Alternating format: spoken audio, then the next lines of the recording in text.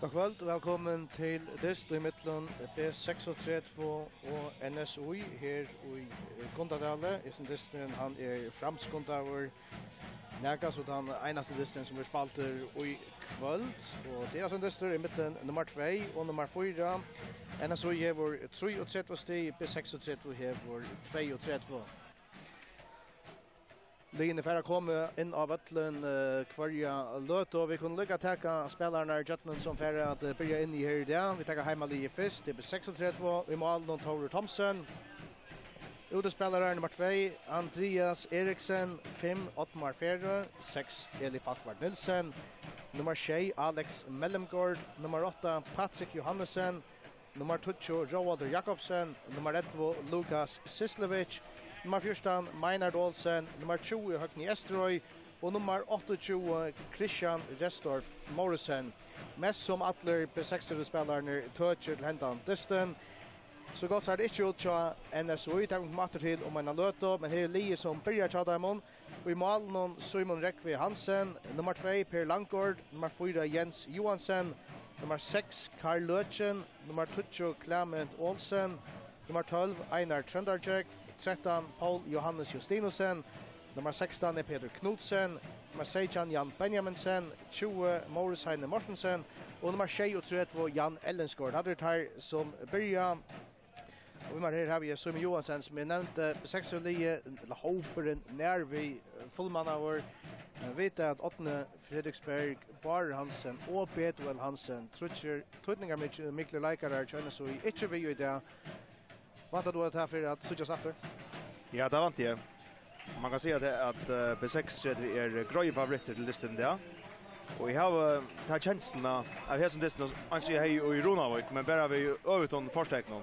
Ta i listen enda i 8-8. Ta var NSOI grøy favoritter, B6 mangler nekvarere menn. Nå det akkurat øvet, det trutcher sentrale leikere til NSOI som mangler, og jeg vet vel at Merver kommer i Manstad. Det unger spennende leikere som kommer inn. Med landa, vi har Jan, og vi har Maurus. Ja, og Peter Knudsen. Og Peter Knudsen. Ja. Tar hava nekka runton, ikke nekva runter, tar ikke finnes nekva spilt i år, men tar øyla spennende. Og jeg har tås av ankran som ungdomsvennjare annars, og meter til at dømes Peter kanskje ett av største talent i første fotball tilsammen med Hannes Agnarsson, som ikke vi der kjøper 6 til en løygar som mangler. Annars B6 så å si fullmann her.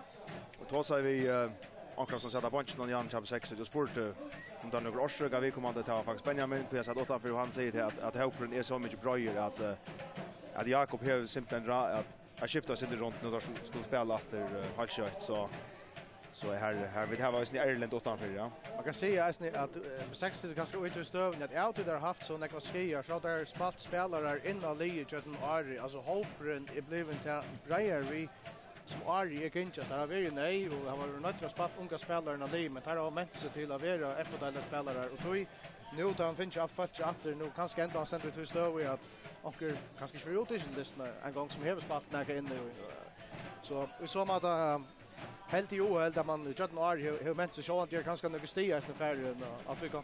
Ja, det är några okej, vi hittar början Arne så var det nästa stig som förra. Spalt några Janlager och tappade kanske några tojande dyster. Men jag vill inte skilta på att det var unge som var vi, men jag gav då en Dömes Erlander som alltså det är inte att näck folk visste hur vi är och vi hoppas upp i fjör till dem så han just virkelig godt i år, skott nekk mal og spiller nekk av dyster. Og så er Benjamin Heinesen, en veldig slik tidligere. Han har skott i 5 mal og lagt opp til nøkrøysten, så at, ja, man kan si at brøtten er øyla gøy, og det kommer ut til gøyvart, tja, B6 rett. Vi færre igång til man litt løte Clement Olsen. Han vi tja NSOI, han stender tja bøtten og ønsken vi om at lidskiparen og toppskytten 4 år og det og i Effodeildini. Han reisende toppskytte og i år. Vi har kolossal antydning for utelige om der skulle klare å vinne den her. I dysten nå tar kjørter vi ødler for en 3 mån likere leikere. NSOI begynner i dysten og setter første anlopp i gang. Andreas Eriksen och Färskalla bortför. Patrik Johannesen röjner att finna Lukas Sislevic, men det är Jens Johansen med varje NSOI för Fätron. Ja, vi sitter på en vägen att NSU stittar vi Trimon i spelarna i värjorna. Så att man lyckas ta man så listan så också man att Einar och Jan Ellingskorper inne tar som Bayer spelar vänstra backen, men det gör det här nu att Jan Fettler så i myvärna samman vi Jens och Per medan Einar tar vänstra vångvärja. Och så har vi Jan högra vångvärja. Vi tar sig några goa NSU-kjelt och Iron Distin, och här fick jag veta att NSU-konceptet till hända Distin för att minna något snäck om det som där brukar till europeiska Distiner. Så det här vill helst att lite djupt och satsa på kontrollen. Ja, där har vi en lojkare till då. Där har vi skjuta lojkare, en nämnt vid Peter Knudsen Janne som är öliga skjuter och kan sätta spelare av, så tar spela alltså möter Ottmar Per och Andreas Eriksen. Och i världen, 6 i världen, tar det inte bara bära att man får bo i. Yesterday taker inkastet till Ottmar Ferre, efter till högra backen till B36. Det är Eli Fattward Nilsen. Och graffer till Ottmar Ferre till Andreas Eriksen. Och så Roald Jakobsen. Snurningspunkt till B36-linon till Christian Morrison som är kom in att B6-liget efter att ha sitt näck utanför. Anton Alvinch för fram i Götland över Malspark till NSU.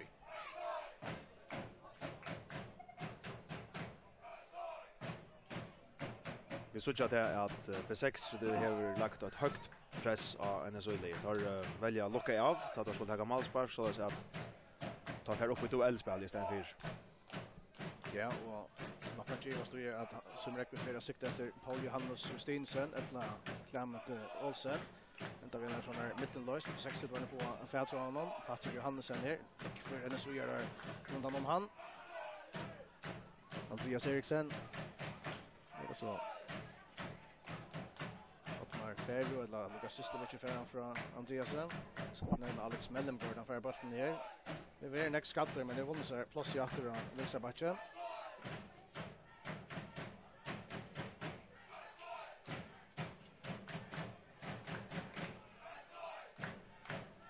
Jag är också spänt på att se hur Minar Olsen för att klara sig ända distan.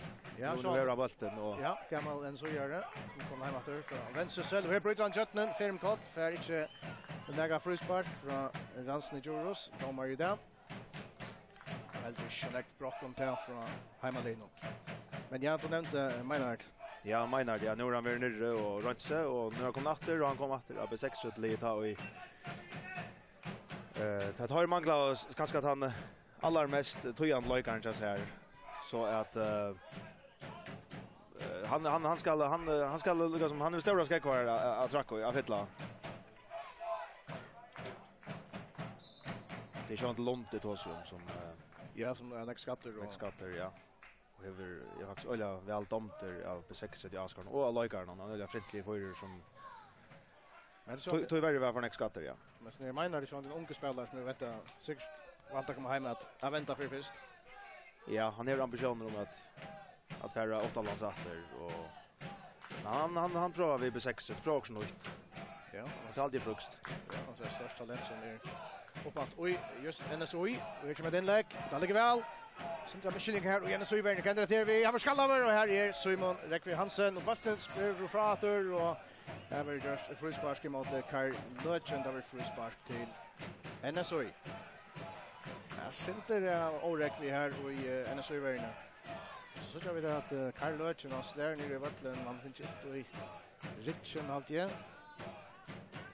Det är som det att man har närdisten. Att det var rätt gott allop från B6 och då spelar några för första färd att det fram och få så ett fint inlägg. Patrick han är öliga grammer. Då läser att Norrlös skriver att han är ganska han alla farligaste i alla barn i Effodeildin år. Ordentlig funker som B6 det finns. Ja, han kommer på kan det ett normal halt igen. Vi ju öliga näck från annars. Ja. Och Eurekar ölt i världen. Han är öliga stärskor och jag tar sig några Malmen så ser att han skjuter och medalja harstösne så att en lojkar som väljer spelaren får illt av. Ordentligt förra med. 5 minuter farner fram vid 0-0 Och det är ganska mynten på 36 för det mesta av vattnen, men en så really arbetar hårt och det är ligger djupt. Inte så lätt på 60 år att spela sig till några. Och nu vet ganska den första kontramållägaren från kontra alla på en så really gå och ta vidare vi till för Östnia komma. Alex Mellengård till Andreas Eriksen. Så är det längre tvåbollar i rum till Fischer Morrison. Han får längt och tar inkast den så ut. Jag tänker Einar Trönderjek. Till Jan Ellingsford. Så tjata att det på 60 kommer längt nian ettan. Ja, tar för nian pressa, lägger högt trust. Fischer Morrison till strax ut i högfrån för fram vid Einon. Han ska gå in inlägget där Jerry nästan, men här då bara målvägen tränade så Simon Rekvi Hansen helt nästan väl.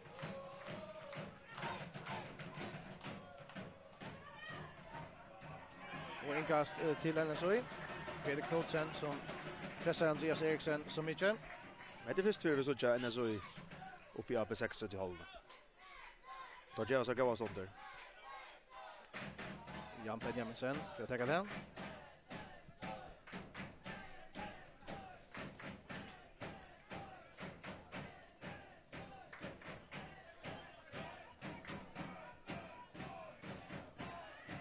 Gott varje spel från Eli Fackvart Nilsen. Nej, det var hoppmasspass till NSOI. Men det var ju en halvtid finns jag att bollen kommer och annan fot inte Eli tar kanske bara ut fram. Han var så onökt Eli. Första hoppmasspass till NSOI. Och här har där går möjliga hötta på 60. 60 det har haft trobläggar en stor part av Landskappingardystur vi just Dayboston. Ja, för det så jag kunde göra. Har det faktiskt sett 8 i 16 mer. Einar Trönderjek vi vänstra ben och tar det till Atterstång. Det har alltid Patrik Johansen så kan den få skott här. Einar och Lukas Sislevic närmast här. Det är Lukas som får en pattlar och får ett frispark. 600 vilja göra shutdown.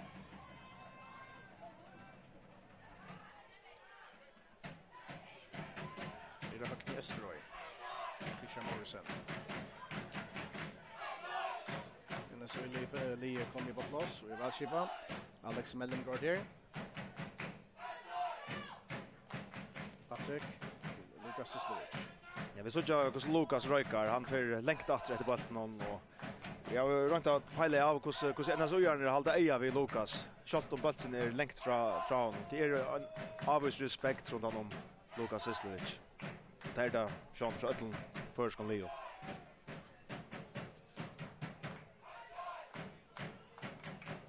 Alex Mellengård till Eli Fackvart Nilsen. Och till öppna färre.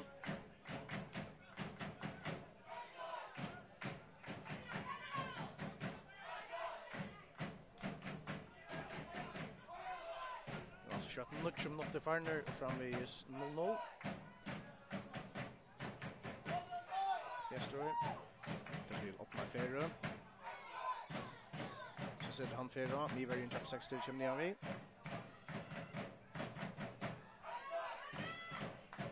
Vi såg ju hur längt efter NSOI lever trust.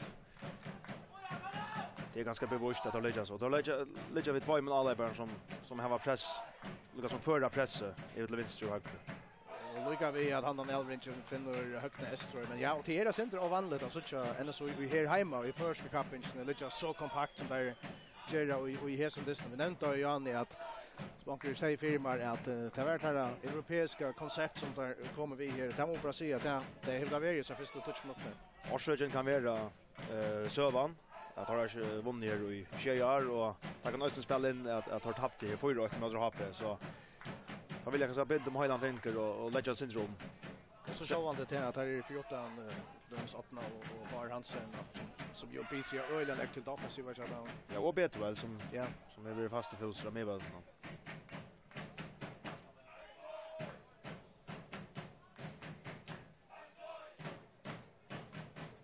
Det är med mot Patrik Jens Johansson som ska vara ut från klämmer det här till Paul Johannes Justinsen.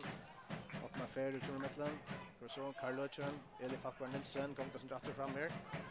Eli vinner finna Alex Mellemgård, ser fram i någon. Leif Alvring, så det Jan Ellingsgård till Einar Sandberg. Och åter högt tryst från B36. Det är spatsen så det var så minne gott från Paul Johannes Justinsen. Ja, jag skulle jag kan säga det visst för att NSO är spalt sig ur den press, men ta spelar den här så ska vi aldrig snart. Lukas Sislovic för en kort, 5 för spark. Karl Lötjen för Esten kort, över helvete för spark. Så sitter Paul Johannes i Jötnen. Och en reka sig. Och han tacklar sig i Jötnen, Ottmar Ferö. Simpelthen. Ja, fantastisk tackling som så kommer att det här för Ottmar, men här är Vantja Fer, ända så gärna kommer vi Fer, Klammed Olsen, Ferm Kott, och så nu var Rosa Paul Johansson Stinsen, först han av vanlig Alvring som får ut till inkast, men nu lovar för att han svärar efter, mest som tacklas i Jötnen, trutja spelare, och ända ner att det var frusparskriven igår stå. Ja, det är kvar som helst han tacklar i Jötnen, det var faktiskt kanske ta stärskast värjespelaren i förskapet, så Ottmar Fer och Torbayer, tar pressa samman, så är inte lukt lite mitteln.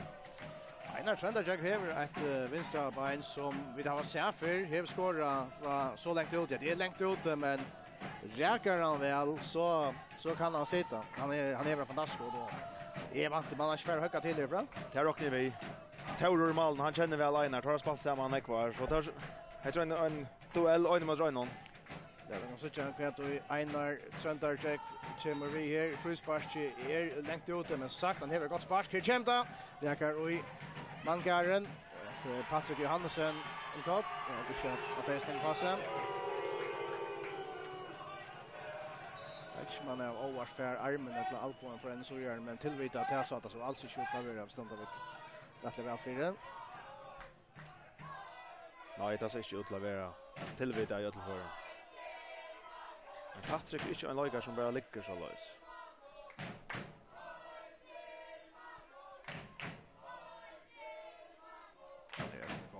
Fötter efter. Då tar vi uppkast. Nu i midinchen. Lukas Sislovic över NSO i bastknatter.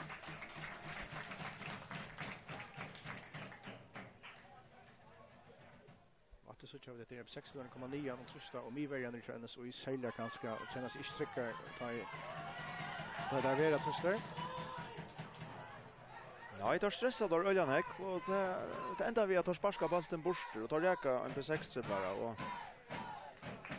jag vet inte om att det löser sig på B6 när man lägger ett högt trust av Tortrucha med mig. Några dömer runt där för Jens Johansson och Per Langford. Då man dem illa. Det blev onägt jaxar. Det är så Roald Jakobsen i frisparksnom B6 center neckfoot nian. Ottmar Ferö och så. Och så här lyckas vi att det var Lukas Sislovic vi var sedan där vi lägger B68 en stor målmatch. Oj, stor målmatch, ja. Det är inlägg till Charles. Det har vi sett för att han lägger bollen i åtta rörelse till Ottmar som så skallar in natt. Det såg faktiskt flöjt för med landat att ha spalt mot KI och vunnit 5-8 i Norge Laxvik. Så Roald Jakobsen för att ta hans match i första mot Farner 0-0. Vi kommer till Tatna Malnon. Paul Johannes Justinsen. Vinner han av Loftesten. Alex Mellemgård här. Den lilla bollen in efter en så i brottsagen. Att den så gör i högstor här.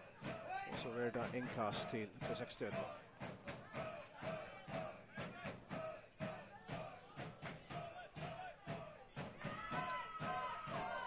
ja, nu har spalt jag korser och det är det samma konceptet. Det är B6 som rör bidja upp med en så ligga djupt och satsar på så här kontramöllagarna. Och sparska bollen bort. Det är inte som NSO över Borga 4 i Kappage här till. Det är väl gott fotbollsspel. Men som du säger så har de lagt om i det. Ja. Det tar vi fyra andra så gör det. Maynard Olsen och för att ta till inkastet 4 på 60 då. Det tid är ut ja. Vänstra vänster. Kastar det längt. Och det är nästan till Valen. Efter det Paul Johannes Justinusen. Det ska rättliga näck till och han inte vinner en loftest. Så kan han så i röna sätta kontra igång där men 600 vinner han. Och här är Plastja Maynard Olsen. Och då blir det ett hotnarspark till B36.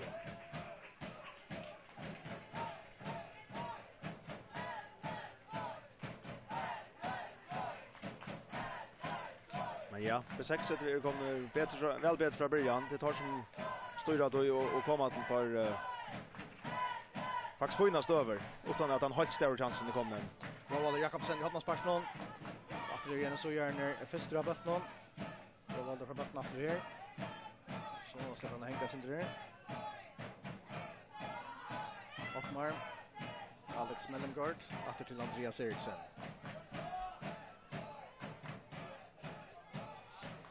Men ja, jag måste säga i skämtet att det är självsamt att söka en så lite av bollen och en fotbollsstadion där är ju utöver till hemma det mest som lika mycket tror jag att där är vanliga alltså eller trycker och rascher av bollen. Men det har varit ett fullkomligt övervus koncept dessa för och man kan sätta spåren där vi är så gröparna Adnan Fredsberg och Clement hur snäckt det här sig att Adnan vi till att höjta fram efter. Han är nog 20 och det är ju ordentligt att se med en. Så jag det inte. Och bara som är röda skjuter av batchen.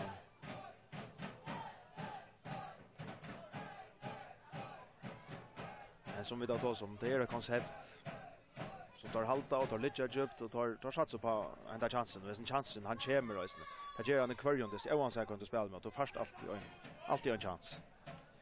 Så att jag är out i chansen kommer.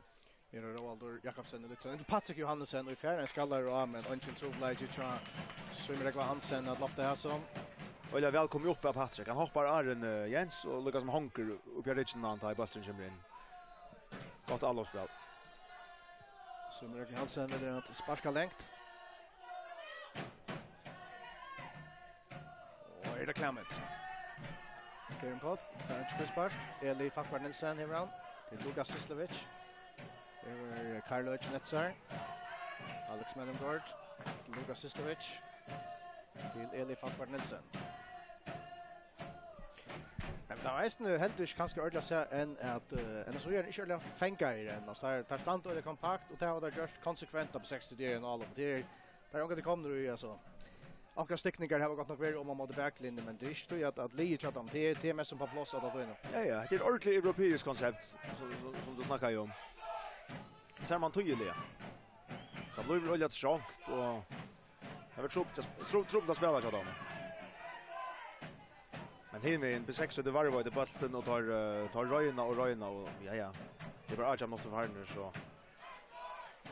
Jag vet inte om du inte det. Jag skulle säga att stanta så långt i varje större en sån just nog så du ser att det bär och Archam något för hörner men det ska en otrolig koncentration till läst. Ja, jag har spalt akkurat dyster i europeisk kunde hoppa. Jag huxar särskilt utöver mot Lindfield där vi spalt jag gräs och vattnar man vatten och köttar flott och bollen åter fram. Vi helt 0 spalt 0-0. Det blir 8-12. Och ta huxar ju om ta var ju öliga väl fyra.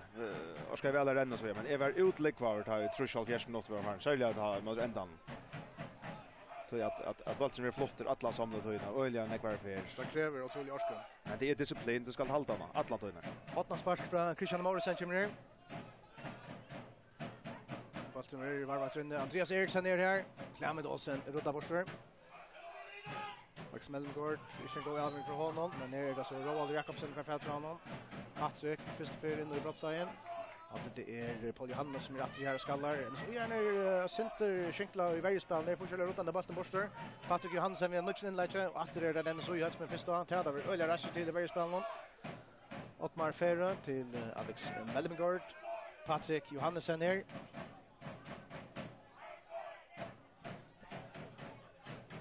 Alex Mellengård. Det var gott vänstra ben. Det kommer inlägg från honom. Och kan dra där med. Paul Johannes från fäder honom. Han har sönder check och tar ett truster. Det släpper sig av hela bollen. Sislovic till Alex Mellengård. Att det till Lukas Sislovic. 6 spelar väl. Ser jag går Albin från honom helt ut i högra till Högten Estroy som läcker han en 4. Och här är Valda Mitche. Han går skallare från i halvdelen av Maynard.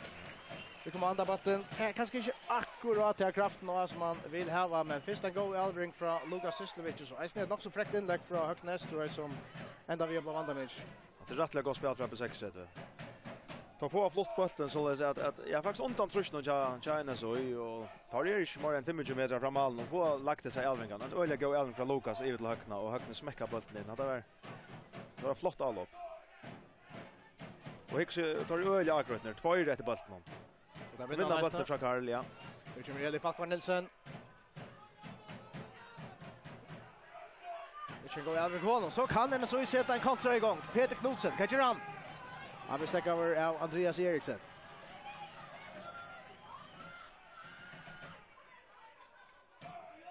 Det är ganska äst att finna toiletten att ha ganska besexigt var en bliva. Och så spänt du ganska fair att han äger med sig fram av öllen när man tar kan revsa där i en kontroll. Vi har alltid det stora att leva. Ja. Eller verkar ska så långt av bollen här. Ta en hej vunnit igen. Framan undan men ja. Till omställning tar sats på. Han ska snacka om det. En så gärna. Oj, det går bra. Höknäs tror till Patrik Johansen. Det är gott skott. Vägar då Jens Johansson.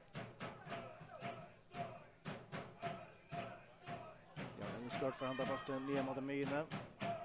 Framvis på 6:30 av. Christian Morrison. Mina Olsen att till Christian. Hon har missat men finner Lukas Sislovic. Så kan Heimali i pitch upp här. 2 mot Farner 0-0.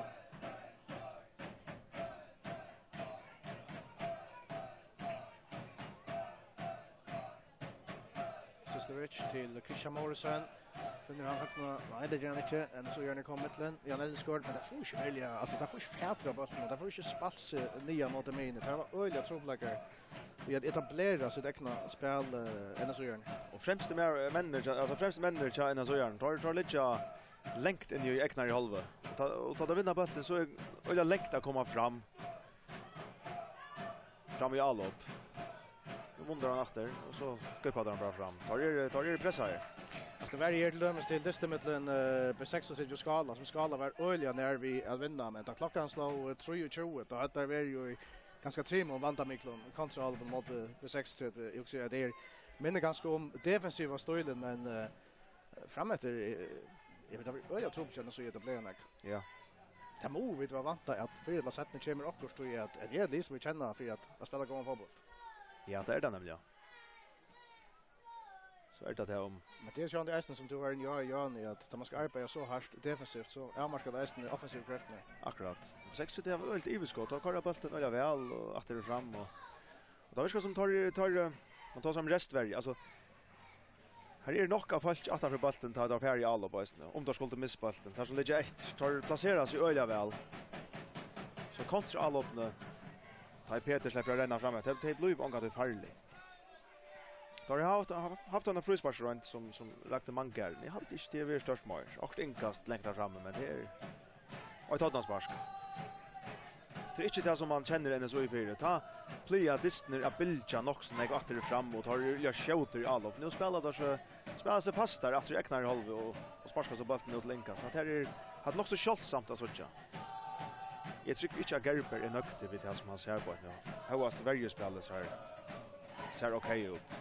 Det har Rashidlas där fyra så vi som jag som du säger här var jag tror att det spelar Highland så är det ja äckligt. Inlägg från Sislovic där för och längt allt igen.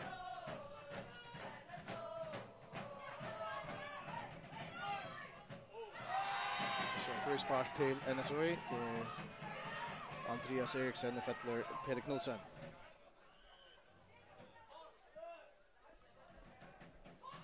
Förnuftigt till Andreas att häka Jeff Frispark längt upp i vattnet men Tamata som Alex missar bollen på vi hade hela bollen inåt det var det kanske inte så för det minne förnuftigt så det så där. Ta då riskerar på att möta all upp. Att de missar bollen längt upp i vattnet.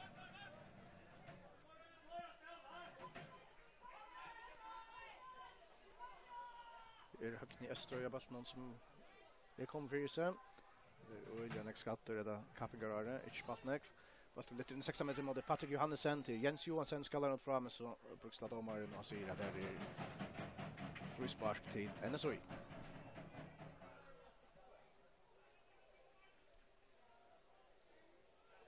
Tar som vi tar så här i Arndisten tar nämnt nämligen att grunden till att hetta lige börjar tja B6 det tar bulttrykje lagarna till att köra bulten runt.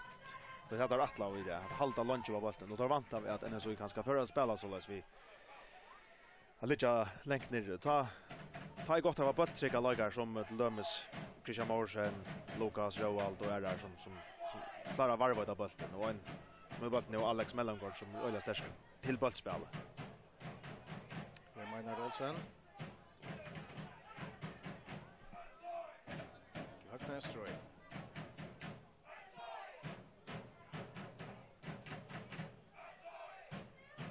Eli Kampar Nilsen till Sislovic. Vi kan gå Elving från Eli. Men tar vi har fått på sjur Christian Morrison till Roald Jakobsen. Provar ett längst skott. Inte galet skott som så. En gånger meter om man fyra Malen. Han vet att B6 till avskarar och lagar att det är att lägga bollen till rättes från 25 meter så är det också vant. Är det öl ofta. Här är det rimmarskott.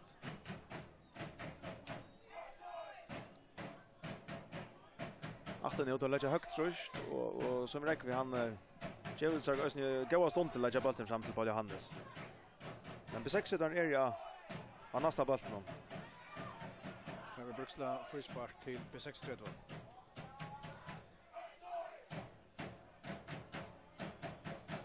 Jag nämnde det att det tar B6 till bulttrycka lagar där. Nu har det en upplåtare av mig Eli Falkvar som ger till öliga väl som han ska göra men han är väl era lagar till ganska att spela det goda flotande fotbollsspelet. Vi såg det att han miste bollen. Han miste en träff fram i allopstöve och det kan kosta i kontrafasen. Så kontrar NSOI. Peter Knudsen. Vi fotlar i fyr. Här ute i högra. Klämmed Olsen. Där kommer ner vid. Peter Knudsen fyr fram i. Eli Falkvar Nilsen. Läckra väl i fyra.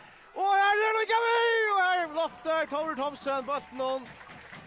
Här så ut så NSOI för första fyr. Och det som vi då var etterspårs. Där måtte väl komma ett eller annat. Fra Diamond. Och här vi är alltså. Vi snackar om centimeter. Ett till det när vi kan blåa självmål. Och hittills så det är att för bollen till Klämmed så vidare vi så skorar han. Ja. Fast just. Nu så jag det avskorna var rukande över till att tar mäktigt att ha attläggning till Tore. Ska du? Det kan så diskuteras. Ja, det är inte. Allt. Inte vi vill göra för. Det är med flatt inlägg och det har hotna spark till 6. Ja, det är inte att han vi. Nej. Men alltså man vill säga 100 för att det lägger ett fighter som behandlar maten så för bollen och man gör självmål. Du så inte gör så kvar. Jag har bra då ja. Men mig tjata. Det var faktiskt också mot Tore Thomsen. Jag kan säga. 28 minuter färner, hotna spark till 60, stövande 0-0. Christian Morrison tecknar. Det ligger väl. Det är så gärna. Här har vi ju öliga rasser till att stay mot oss ner. Einar Olsen skjuter! Han får rama för det. Han går stöva till Einar. Vi har lagt åter och han smäckar till. Och så är spårningen om han skedde på med vilja. Nej va. Einar är han är raska lajkare, arbetar öliga harst och är öliga stärker. Och han gör det väl för på 6 rätt. Länge bollar. Andreas Eriksen som vinner han. Franciscovic för Andreasson. Det är halvt igen ger. Nej, han missar han där. Det var inkast till NSOI.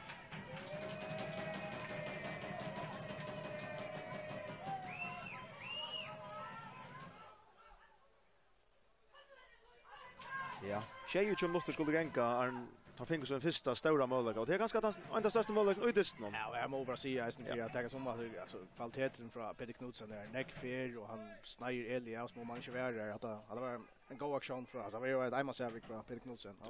Han är öliga fast. Renner öliga kött och vi såg att han rann lunch och längt vid bollen och han slackar ju av och så lyckas han sparka bollen för boy Eli. Det var det är så Alex Mellangård. Ja, flott. Röjner kommer till ett inlägg. Så det är för ett hoppmanspark. Jag har trott ner av Alex. Ja, det var det som han sökte. Sparska bollen och i början ja. Värspelaren. Han är faktiskt Maurus Heinemor och jag sa han faktiskt spela Unglingadystur för det var nu halvkorsen mot på 6-3. Dystur som ända i 3-2. Han raskar mig vadlar. Ja. Ja, han är bara Gian Marsten som spelar skala. Sån tryck va. Tackar det så tills Roald Jakobsen som gör inlägg att lägga väl. Kan vi att uppmar fair och men här har vi avvist för jag fair och så gör det här vi största defensiva luftspel någon engineering och där. Sislovic till Roald Jakobsen. Den så gör det för veteran Jens Johansson åter till Simon Ekvansen. Det gäller mot Clement men det är Alex Mellengård som klotar på bollen ut länkast.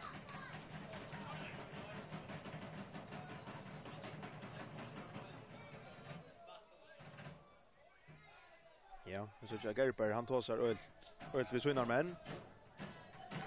Och framvis så jag vet att B6 det är högt trust.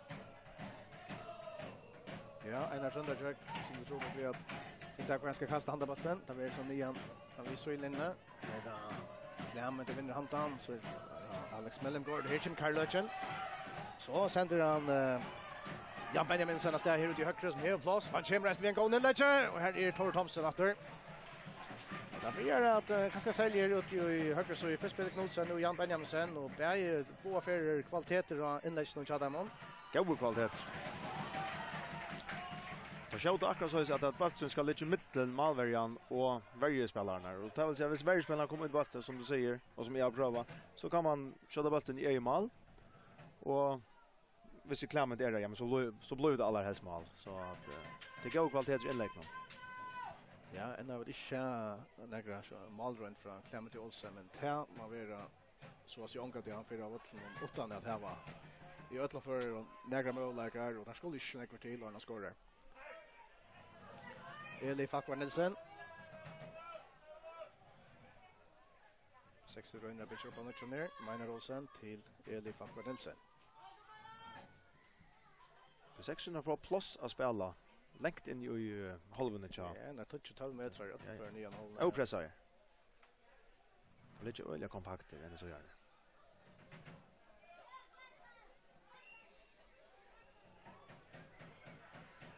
Och man ser ganska runt på en så gärna långt fram. Jag sparkar bollen till Taurer.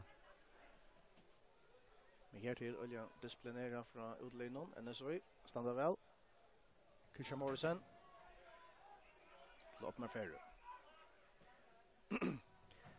Det är Elfak för Nilsen som är näka plåsen. På 6 man hålla fast vid att spela bollen kött runt hvis det skulle liksom finna rum i mitten än så i värjet man. Ganska näka och tempo och färja och spela så där. Ja, Montliane, ja.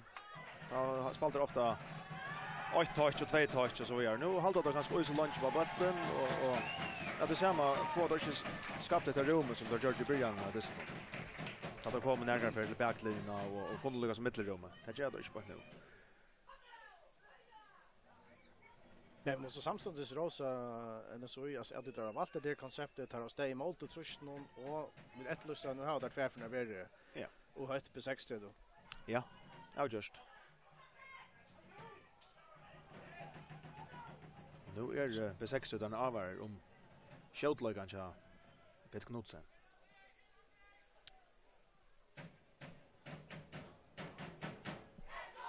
Roald Jakobsen från en länga pass där. Igen mot Minor Olsen. Färich tampanda bollen.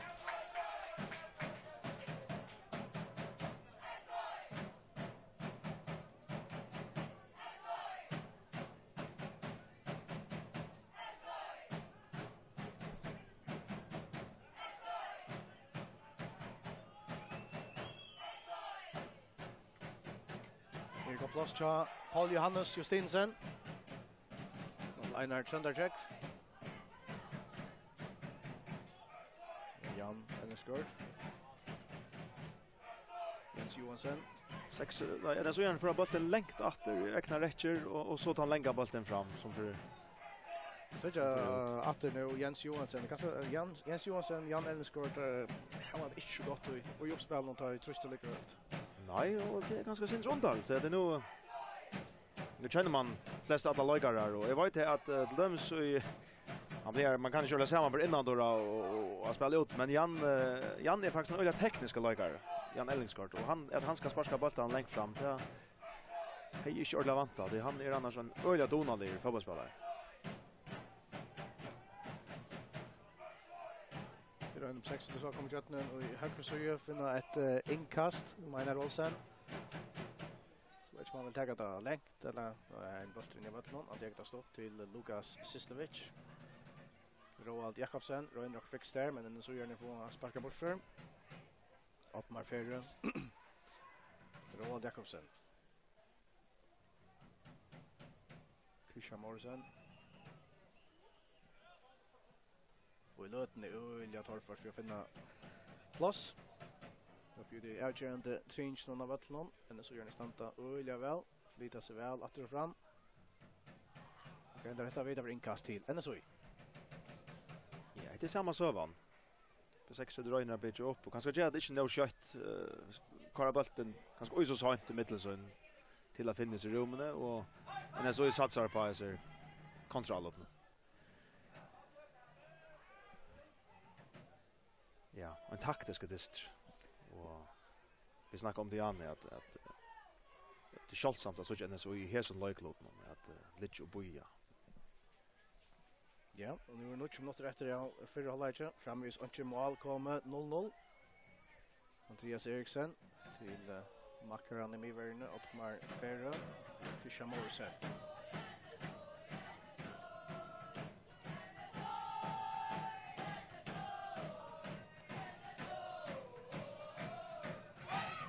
Vanlig allring från Alex Mellemgård.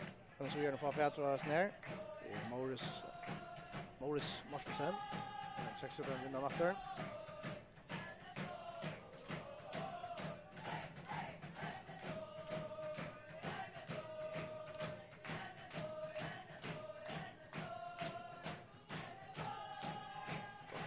För Jens Johansson med honom att göra orange själv. Det så som Rickman. Så det är Jan Elskort. Lite tränas en drop. Jag spelar högt med Paul Johannes. Och här är det som Einar Olsen. Och där är Hotman spark till B36. Men vi så eisne hvis vi det är inte kritiser vi B60 har ju öliga näcka bort nu. Men ja, vi vet väl än så gör det väldigt väl med Tarskapa lite. Tarskapa lite, ja. Jag håller kanske att hur ensdag lojkar är så långt av allt med kvar för. Spelar kanske akkurat oss har. Nu pratar efter vi det bollen och här är det så i rumliga stärker. Det som för hälsa för brassnet där vi gör. Patrick Färs färdrar honom. Men så vi ser också igång där. Per Landgård. Den kast. Sen till Jens Johansson. Jan Elskort. Så för hur några meter är det kvar. Ja till han rör för den klämmen men tar vi Ottmar som han finner. Den där har vi. Eli Falkvart. Det är roligt så jag också längt ner av vattnet men det är ganska skönt tror jag att det är Lukas söker rätt Roald som måste skifta sig där. Det är Roald Jakobsen skjuter han för Roma för. Ja, det är ganska det friaste vi där ser och en 12 minuter från B36 att det har en skott runt mål och här var det Roald rätt som mönster. Och framväg så gör vi det att B36 lockar det av och vill ha det ta länka målspark fram.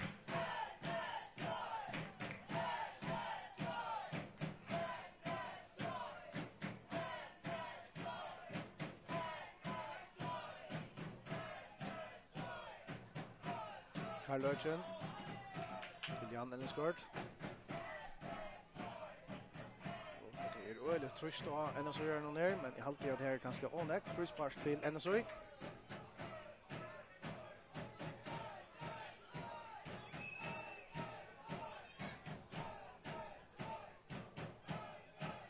Det får vara 6 minuter efter att fyra halvlek. Stövan framvägs 0-0.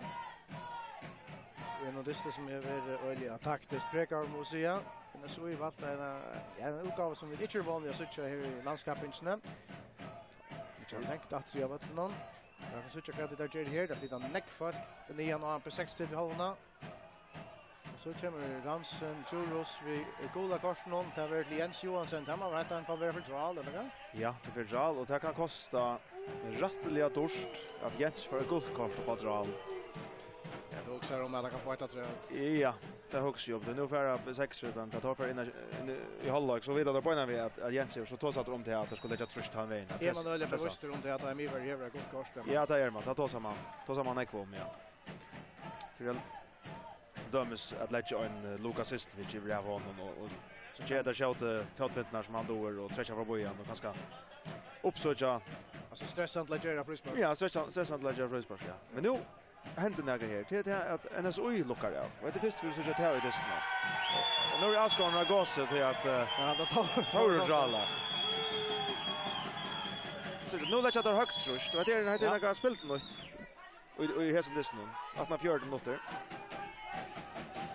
Det kommer längt ner nu. Tar här var 6 tjej 8 kan schema så på ja. Det är uppe på 60 i lottna. Det kom nästan på Rankom för där var steg och Eknar halv och där såg han det Örstemlar på 60 var där. Ja. Då hade jag som Asgård Landskappingardystur så är det så glädje bråken om. Ja. Hon så jamar då. Ja. Jag kom på lugga som på Rankom eller lugga som runt det. Det var öppna av fryspark där hade jag Eknar halv att jag kände näckfall knäan och så. Men nu för det så att 4 minuter efter det för alla 0-0 mellan B36 och NSOI. Christian Morrison. Den är att lytta han inom. Men här är det NSOI som rotar borster. Och Andreas Eriksen för Fätron ner. Också lägt mellan snabbsnär med Obravigenga. Det är som Disney. Så vi är i Disney i Klaxvik mellan Kari och Vucic som var öliga när pekar ja. Det taktiska upplägg från Bavon Linon och det är så Andreas där center öliga när på spelen nu är kommit in i sista tingen. Ja. Så prövar det Faffelsen. Här kan vi så in av mål någon. Men frisk grönt från honom. Han var väl pressa för så väl han bara smäcka till. Han är väl frisk grönt. Ja, jag vant snäggare vant att det är Eli för att smäcka till. Ja, jag sa som Rekvi Hansen vant det inte. Han var så tackligt att det ska återgå. Tack att Disney Klaxvik så var det Berglin som spalt vid Loar presslinje. Det var öjligt taktiskt. Här för B6 tar Röjna i Ötlborn att pressa NSO. Ja, det ser man kan skapa kontramöjligheter. Som då inte har haft så nekvar av. Men då onkel är det. Det är väg från Karl Löchen. Jim Thor Thompson ut. Och Jan Benjaminsen för Fätron och han just shut down till Alex Mellemgård. Så har vi spelat sin truppläggare. Och kan så kommer en tackling och Tomar säger att hon är rein. Men här är det om att välja spela sin truppläggare och så en knallhör tackling efter från NSOI. Och så är det Paul Johannes. Röjna sedan Jötnen. Och så blir Bruksla för frysparket till NSOI.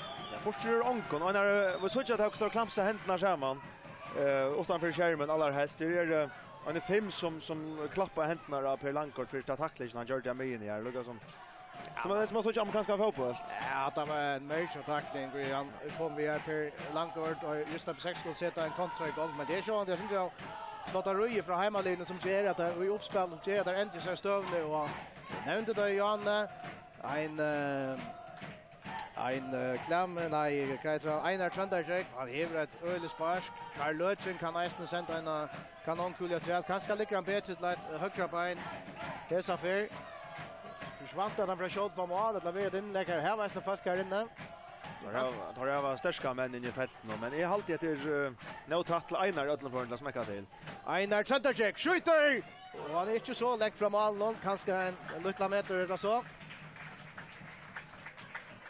Ja, allt det här uppstod tog att torslös värden. Det var sammanspel mellan Alex som skulle lägga bollen åter till Christian Eriksen och så går det som blåa tonna. Här åter NSOI. Vi kommer in lägger det väl. Och här är Thor Thompson en för.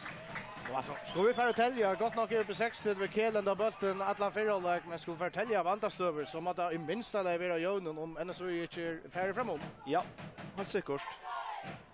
På 6 det slår sig bollen borster och NSOI har fick en tvärtouch tacklingar här och Österluga som allt upp och ja, tar vakna ordentligt och fick fina stöver borster. Det är det här att man ser en man som färdar ner i en gråt här tackling och det skapar energi. Det vinner Lukas Sislevic ett inkast till B6 stopp till Mellemgård. Andreas Eriksen.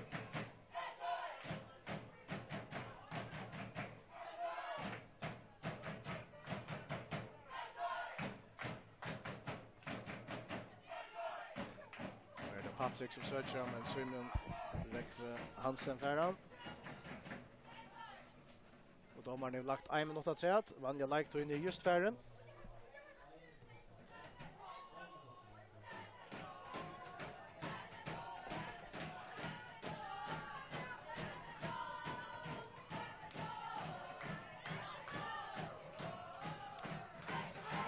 Så jag ett sista allop just ner det någon.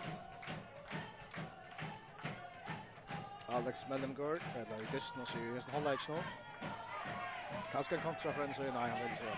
Hon är ganska helt igen jag vet från Perlangård men det är så sparkar han där. Alex Mellengård till Sistovic. Han har Morris. Martinsen Richnon och Jeffrey Spark. Det blir ganska om det blir möjliga sista möjligheten nu för alla på 60% boar Miverian Andreas Eriksson och Otmar Ferunian. Men här till lever så är vi väl starkare och i luftspelen och jag tror för att dra steg in i Eknon 16 minuter. Så checkar vi ut Roald och kommer vi här. Vi kommer där. Otmar Ferunian är men han får lätt om man för målet och ja, vi är det sista vid 2 och i förra halvlek domaren Ransen Joros i Bruksla 0-0 och i en center säljon halvlek tar vi ett jag tar vi då starta oss om för och i år kan det just hästa Berlin standa för man kan säga om ja det är lite inte låt det ta som allt år nej det är lite inte övervast men ja värsta färd det står hit efter Diamond spela men är självant ut för June och tar man June fortsätt någon att den så i kommer vi någon helt överse koncept jag vid vänner att så att det är just så långt att jag vet någon och arbeta knallart är så vant att det är några likla spelare för att det ser så ut som man. Ja, helt säkert och teater spelar i grundat eller möte på 6 som är fullmanager och ja, farlier har en gåan stig man vunnit 6 distrikter och det är en avs respekt och tar tappt för rätt med att ha senast har spelat i här och lugga som så pratar att jag helt annat. Jag hade ju inte det rymliga frukst av Gerper att göra det här. Pröva också helt annat som att har inte är så jag kan säga förutsägligt att spela och tar klack och öll faktiskt vi har lite så köpt som där gör. Jag vant inte att på 60 det är vant att NSO från lite så köpt som där. Nej, och så skulle jag säga att det är otroligt väl med uppe och NSO jag skorar. Jag huxar om det och Jan vinner där hända distan 8-0 vi har simpelt kämpa Ravna ur vuxen så för att det bestämt sig grata om det Tristin att det inte är champagne och vaniljefotboll som där wonder vi. Jag tror inte så spelar de det. Det är helt säkert. Så att det är spännande att det händer i sidan vi såg nu i de sista 5 minuterna av distan att en så knappt så låter ett högt trust en lite låta och tar vunnit några avgörande tacklingar och fick fina stöver här tar det några inlägg som Clement var akkurat hos han till. Och jag alltid att på 6 ska pröjsas luckligen för att det här var en Otmar Ferro i världen som över pilkes av bultan och borste så läser bultan som är li så utan repelt ju rundan om. Han är skjuter och stärker och tillsammans med Andreas Eriksson så. På 6 ska lansa så här tar spelar runt och vill jag då kommer jackna så skulle de spela lite så det skjuter och kanske bruka ihop och centralvis. Ja, vi får så vi vill efter här vi sätter en halvlek om ett löde korseras framis 0-0 med B36 och NSO.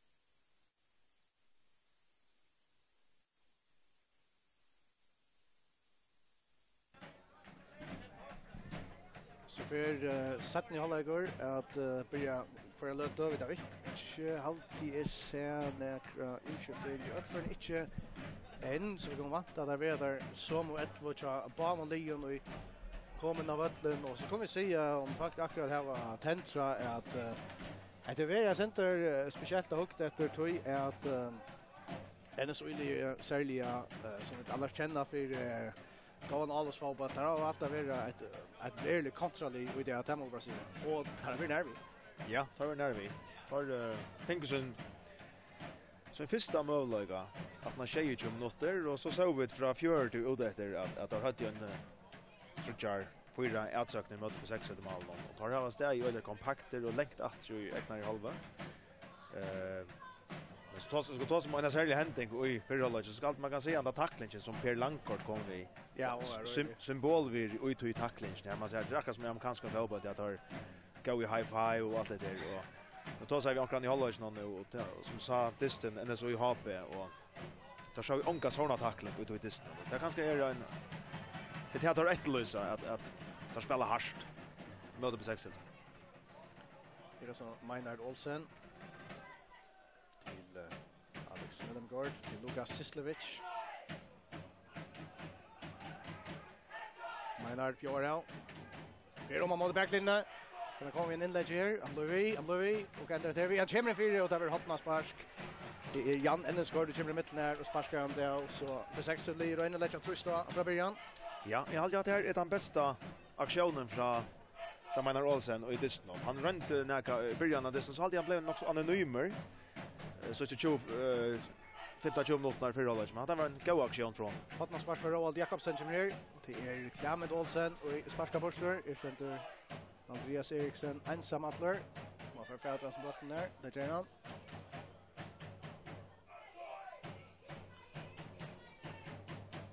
Ja, vi såg koncept i det samma för välja att lägga vi några kompaktar lower presslinje. För inte nian i halvna på 6 ett Alex Millemgård nian till Maynard Olsen färdig färdra bollen inkast till NSOI.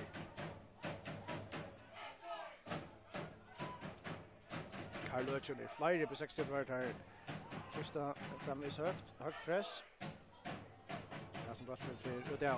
Ja, hade så flyer för östni för Rollage att Mivarian vill pressa så mycket näka då sparska bollen åt av. Och så vi 3 Mivarian där Per Langkort, Jens Johansson och Jan Ellensgård. Till så jag vet och i varje stöve att har välja faktiskt vi 5 har redan minne. Tar mångbackarna kommer öliga längt att. Och så är det först jag lägger trusta att ha bollen som ut. Och så innan chat på 6. Här kommer Jan Ellensgård i mitten. Och Carl Johannes Justin så går bollen där länkast.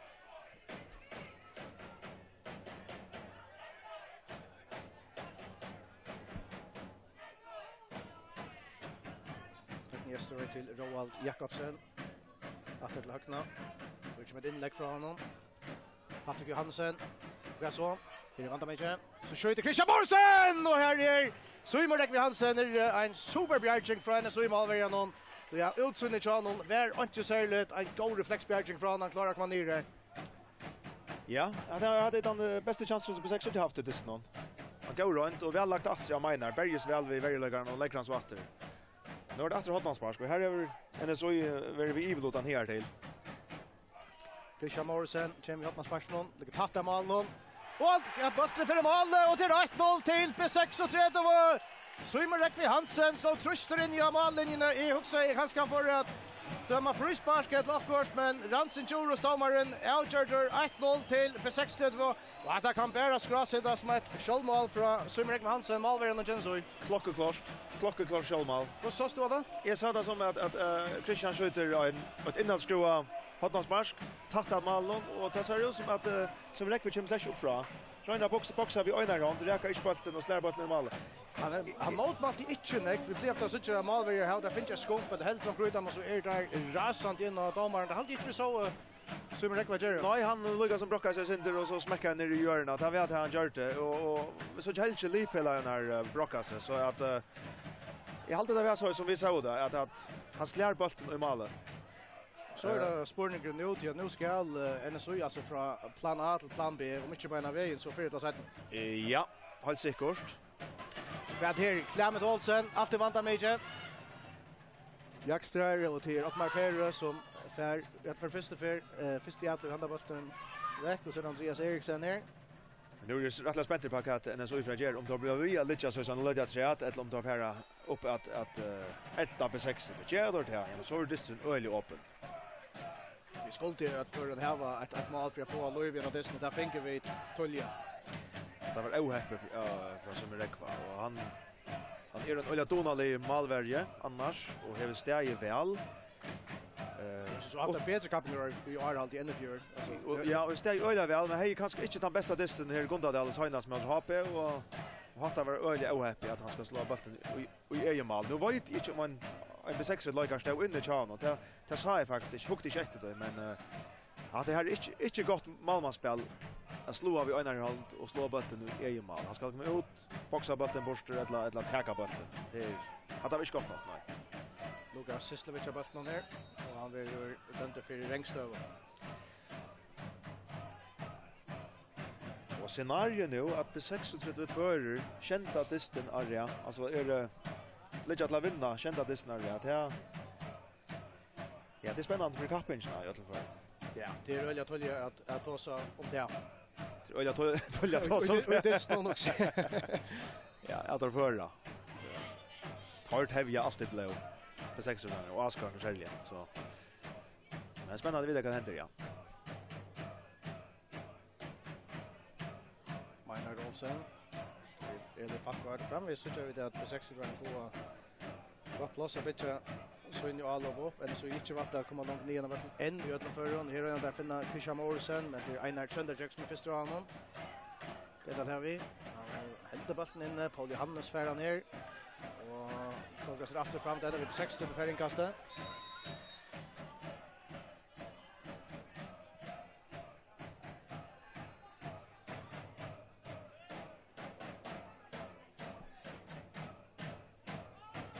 Till Ottmar Ferre.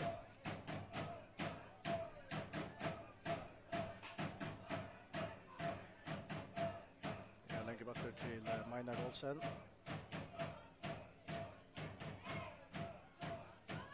Roald Jakobsen. Ja, det är framvis samma presslinje som NSU gör. Vi tar inte valta kors fallet långt fram. Alltså helt stövan så är det bara spårning om när det gör det. Ja. Eli Fakvar Nilsen. Ottmar Ferre.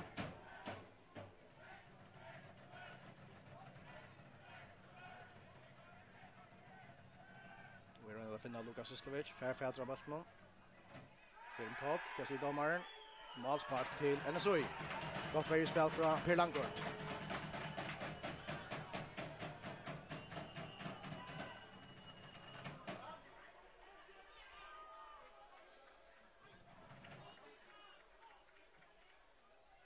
Så nu räcker vi målsparkarna som just är det här att göra fejlen. Jag har haft en fantombjörking. Ja, och så alltid till Charlottesparken. Nu så jag vet så där över då att sexaren B6 det är det Falkvar för en gråt här attackling. Point framför skulden och NSO och det är rösning signal man sänder här. Point framför Gerber och för nio knappen främst.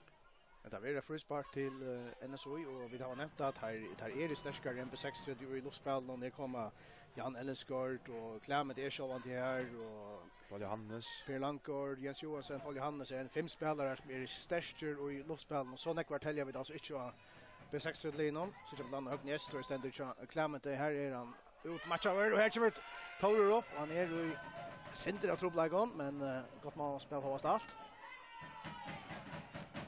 Och tackla här Morris Martinsen av inkast till B60. Ja, men till mitt landa är stark för det väl kunde höra B60. Vi har hotnansbars från Daybolten och så vidare. Vi såg att här är det rätt. Det är starkare. Ja. Hvis du matchar där 5 mot 5 så jag tog nämnt till dömes Klemmet och Hackne och Theo Ruiz själva nog.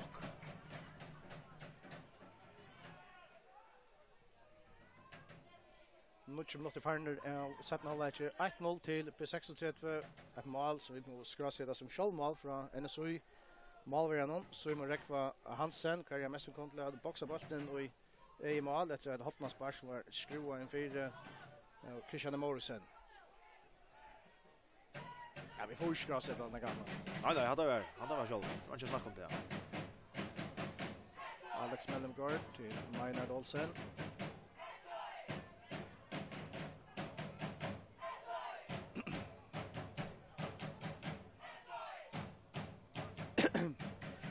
Höknästorp. Det är Roald Jakobsen. 6 år när jag bara nu en goal löta. Så jag samstånds är den så igen där tar halta disciplin och slita sig i chatten och till vänster och höger alla samla töjna. Med B6 det kör bollen runt i egen chatten. Spela innan med bollen två bollar åter ut av söjna alla samla töjna. Det tar trutch central Paul Johannes, Karl och Maurus som flitar sig. Till vänster och höger alla samla töjna och gör någon nog så monton tempo. Det är en frispark till B6. Det är ganska att det Roald eller Christian Morrison för att röna sig vid en inlägg härifrån. Vi tar så Roald. Ja, det är ganska långt ut till Roald men ja, det är ganska inlägg.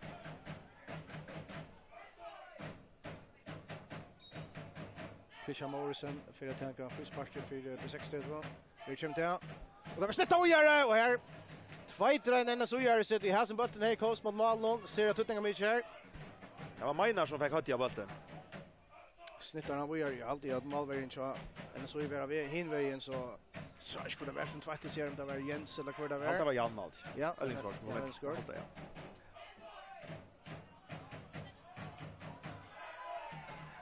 Att det var gott inlägg. Och Maynard snittar bollen och ja, Malmö var prisgiven här.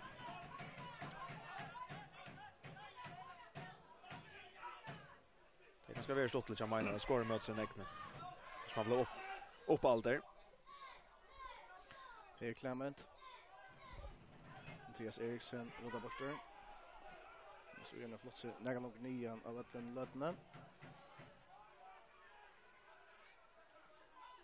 Man ser också gång till men framvägs öle press från B6 Adam mot där hela bollen.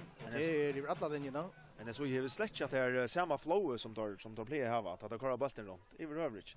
Tar pressar och Scholta klara morgon för 5 elvingar som missat boll. B6 är öliga grammer Adam.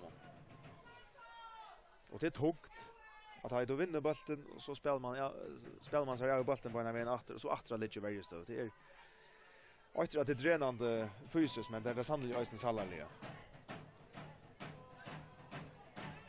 Det är Höknästorp.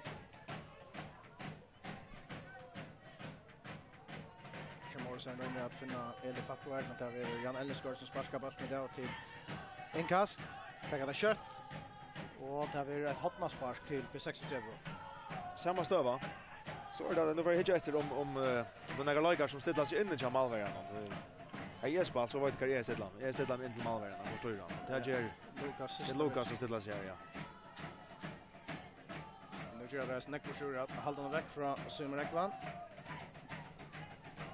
Christian Morrison vi hoppas på någon kommer här att det liknar tatta mål någon som räcker boxa bort för Stjärnlöva Karl och så Roald Jakobsen kan han skjuta därifrån. Nej, här vill blockera fyra och finner han Christian. Nej, jo, det gör han. Häller bollen inne. Helt fantastisk galvring för Roald. Det evil bitch han över. Press över. Röna lägga bollen skott med lugga så får han spatstickningen. Akkurat passar ler för till Christian Morrison. Roald Jakobsen och jag Donald i luggar. Bollen här.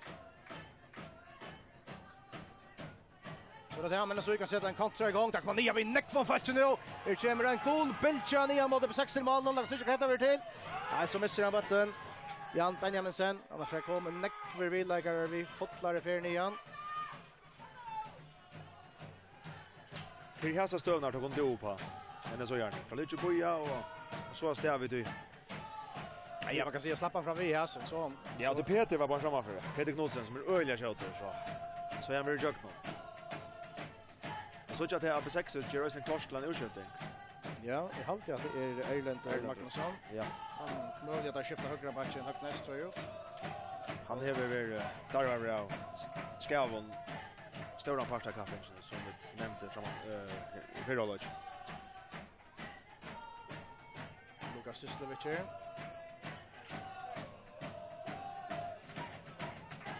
Och inte en god äldring från Stjötning i B6 till någon Lukas Sislovic. Det är det fria för honom. Det är Einar Sandacek. Så till Jan Elleskort. Att han är högt press, då pressar alla vänner igen. Måver känner så i, må sparka längt. 60 var på han. Eli Fackvart Nilsen till Andreas Eriksen. Alex Mellengård, men så gör nästan bäst klarar vi när i utskiftning.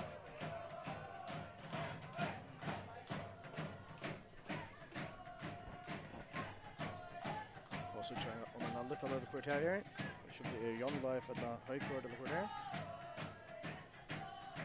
Ja, och så kör man en lite lätt upp.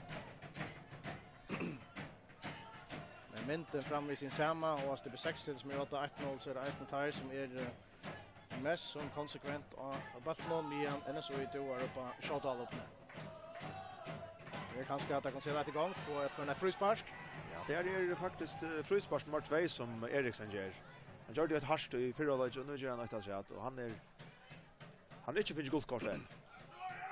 B36 vill skifta högna Esterøy ut, in kommer Erlend Magnusson centraler. Ja, det är med för man kan man säga. Ja, en högra back. Ja. Och China så är det Morris Mortensen i förut och här är Söylin stentor i mina att är John Life Höjkort vill ju helt in med igen. Jo, något till kommer upp. John Life Höjkort för att komma in nu. Showspelare. En showspelare. Hade Morris just för mindre där med Butland. Han är fitzrollen och väl. Han är det som är en stabiliseringsspelare med Butland känner så i. Och jag kommer så att söka till som NSOI har varit starkare till. Där kommer lite bollen ner mot B60 brottsar någon. Det är Jan Elleskort men till Eli Fackvart som vinner handan. Och så får där utan bollen bort eller kvart. Det är Christian Morrison i röjen till för en minor för han här men det är neck för NSOI är kring han. Röjna spelar sig bort ut och Erlend och Färs Fätran och inkast till NSOI. Karlöchen. Go where it's where Elgin here.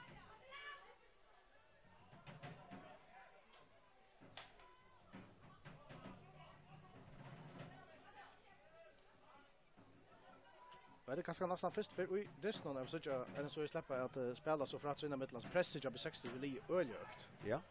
Det är faktiskt först för ja. Att de spelar så det så rätt. Att det backar så för att han lukar Halike Patrick och Lurer från mitten där. Är Jan Elleskort. Einar Sandacek. Och Johannes Justinsen.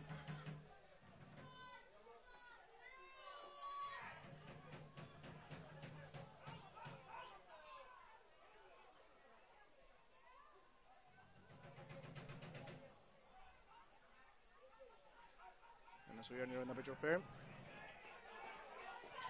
Jan Elleskort, vi nägar platsen. Det är resten Einar så det Winström. Vi vill nog komma in inlägg. Och att ligger väl. Andreas Eriksen ska la borster. Och så Christian Morrison ska lära ut linkast.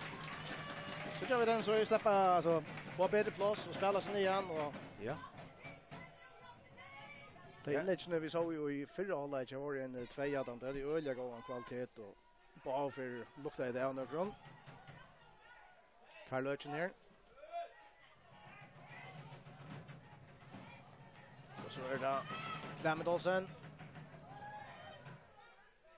Och hotnarspark till NSOI. Ja, det första för det som tar som vi har spelat 3 för som det första för att NSOI har att etablera allop alltså här som där spelar bollen från fronten och alla med nian och få så ett inlägg och vi kan se NSOI Lucas Marensoi. NSOI Lucas Marensoi. Ja. Einar Sandacek. Han är väl gott spark för dessa skruvat här in mot målen. Här kommer han för goler rännande igen. Han ska alla vinna där. Så det är Erlend och han skjuter bollen borster. Och kan här så får på 60 där ner sparka handa bollen borster och till Jan Benjaminsen tar emot här. Sexli ligger längt att en så gärna stanna framvis uppe vid brottstajarmarsche. Väl spalt ut av så in här. Framvis flyer goaler kring brottstajen cha B36. Kan han komma in i läge att Royal där via Paul Johannes Justinsen. Kommer upp till handan. Han är så krut stark i luften och då han var så väl så sa jag nästan i mål. Så i B36 så var det Ottmar Ferre som var här och fick hot i bollen. Ja, det hade ett kämp nästan på rankon. B6 till och en så skifte ut och så skifte distrint bara. För den är så sent liksom som previous nu. Ja, en från där Potter snittar och gör det. Och här är alltså det Paniccio B6 till Levn i lötna. Och helt i skott hända bollen borster. Karl Löche från innan brottstajen och så händer det. Jalla skjuter men väl vi synar bollen och vi får säga Jalla Fejkort skulle finna Mara på sjur. Där det är plus att skjuta men räcker han och vitla.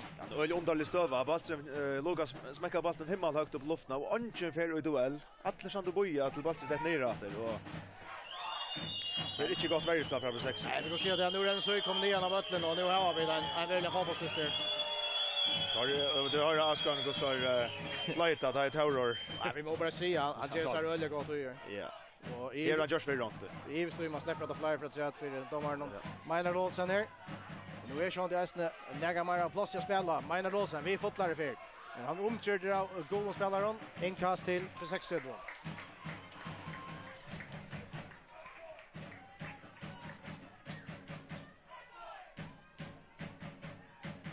Roald Jakobsen.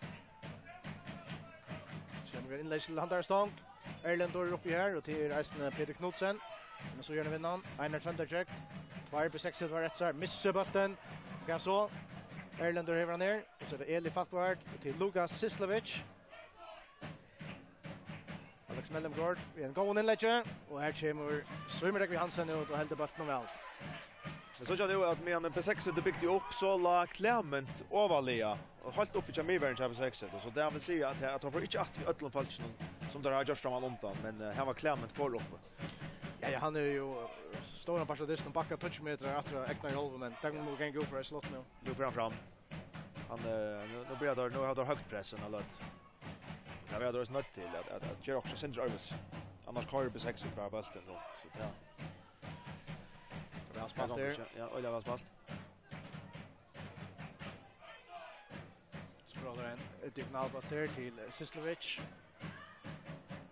Och Jan Benjaminsen sparkar han ut av höger backen så.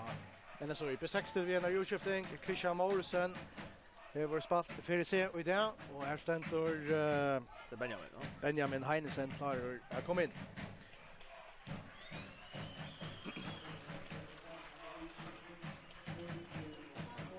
Benjamin Alligar som verkligen har haft sig jackna på det år. Han är lunch och omkring bästa liga B6 det är verkligen som utskiftningslagare och inte ordentligt jag finner chansen men jag är verkligen biter fra sig då. Ja, vi mål och upplägg och ja, en tre upplägg och en 5 mål kan han inte. Och han är väl en höjtan.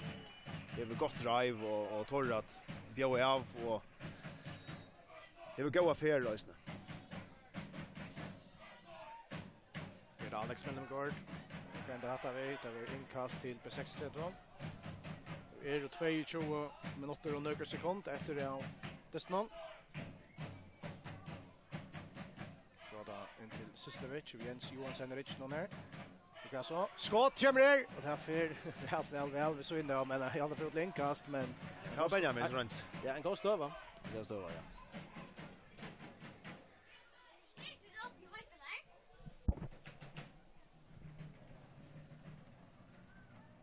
Einar Thunderjack taker inkastet.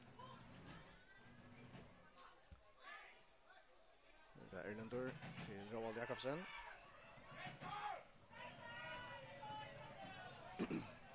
Ja, vi såg att men så gör han rätt nu lever då. Kommer där igen, ja.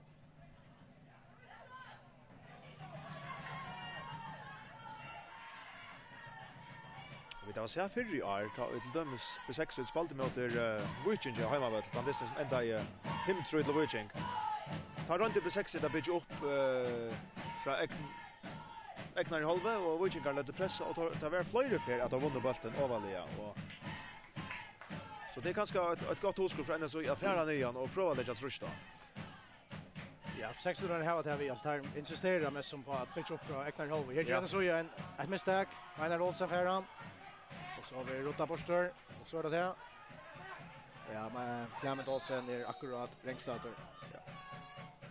Ja, tar bitch upp Owans, ja. Det är några som Jakob Borkhövs vänner över. Lukar som just ta strategierna att han skulle bygga upp och vi kvars så är det ganska så här och så har de missspalten men ja, här till udisten så har de inte haft trubbel att men det kräver självant att du har näckva spelare, inte bara i varje chat när man läser kring mig vad som är öliga tricks tror jag att det köttar missa. Det köttar missa, ja. Du ska inte missa mer. Så kan det kosta i hinnen då. Och här kombinationsspel från B36. Det är alltid en inskord för Rota Borster. B36 spelar väl nu. Benjamin Heinsen till Alex Mellemgård till Roald Jakobsen. Ketcher Roald. Go Elvering! En fantastisk Elvering!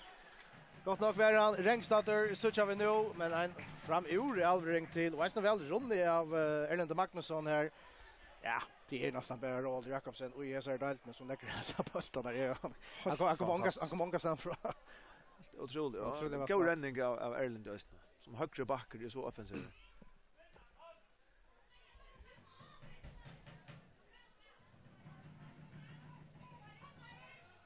Så jag tror att han lägger som Erlender.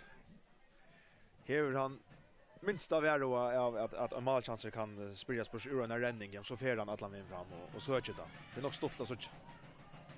Här Paul Jans Justinsen till Einar Chanderjek. Långt åter till Jan Ellensgård. Så jag kan ska ta någon inlägg här Clement ständer in och bojar. Karlöjen. Jan Benjaminsen. Karl ja, jag kan gå aldrig från honom. Så kommer där kontra, vi ska finna Patrik Johansen, det gör där i första halvlek, men här Karl Lötschnetz här. Välkommen efter ja, defensiva midvallaren och cha NSOI. Inkast till B60.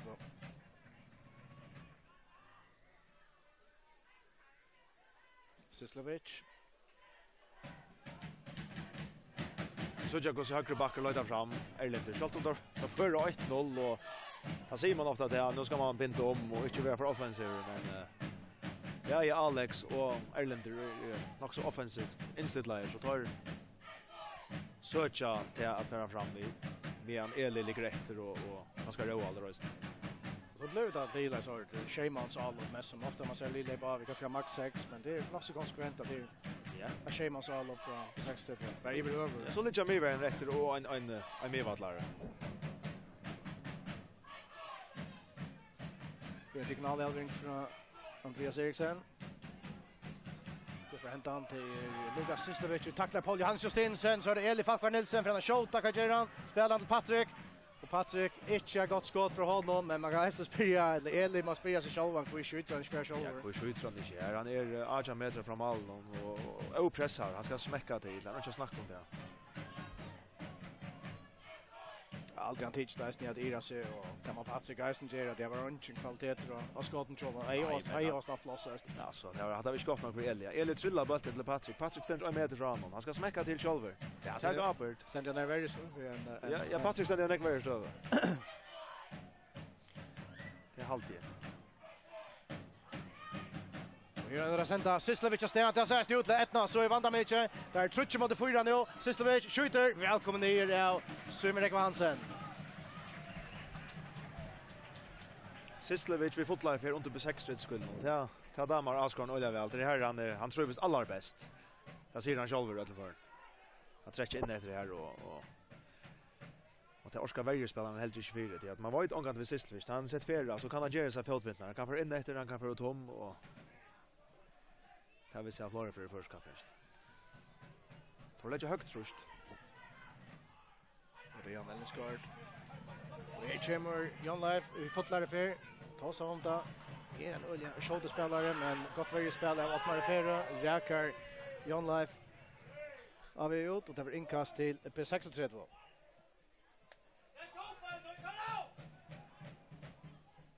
så kör vi där snön så gör det mest som ja, alla spelarna uppe på 60 i hållen till det inkast här.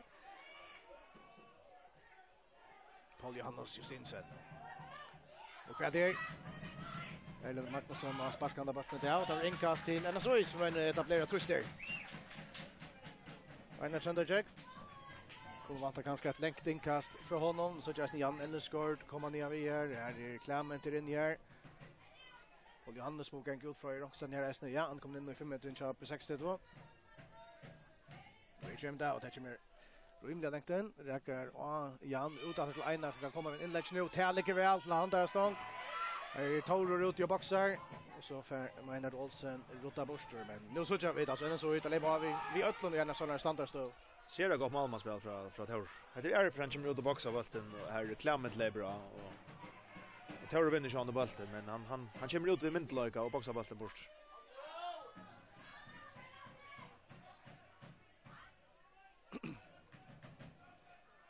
Jens Johansson. Paul Johannes, Karl Löchen. Färspass i Ryssland, väl spalt av Karl Löchen. Det Per Langgaard. Och så. Väl tackla här. Ja, Eli Falkvar Nilsen, Karl Löchen färran. Den så ju för neckfast ner på 60 hållarna. Ja, väl så vänta till den stämmer inte den så jag skår någon till vi sitter. Tack för det. Det skiljer sig väl. Ganska snöjt att vänta här en neckfast framåt för sig. Jan Ellesgård. Väl spalt av Paul Johannes. Till Einar Chanderjek. Och kommer han. Det kommer gott inlägg. Man vet för en sektor efter och det Skillman nästan väl. Efter Clement Olsen. Och så det blir för frispark till NSOI. Så att det här Einar kom en månad bättre vinna och tar flott bollen fram i vänstra bord och han ligger öliga väl och han lägger oss en go inlägg och siktar sig efter Clement och ja, för Clement bollen så blir det på en fall där vi där. Einar hever go inlägg men vi såg ju nu att Løygar blir stretcha för trampa allt att Per och undrar mig sen ska man så att två man stötta sig manker men ska man täta i frispark så långt ut och gemma Malver och Negaternast. Nu ska Israel där att Kator ska göra rich men han var han bättre än det. Vi kör där. Det är Karl Löchen och han får helt att lägga sig som ett inlägg. Det var skalla var först men här är så Malver och Tore Thomsen.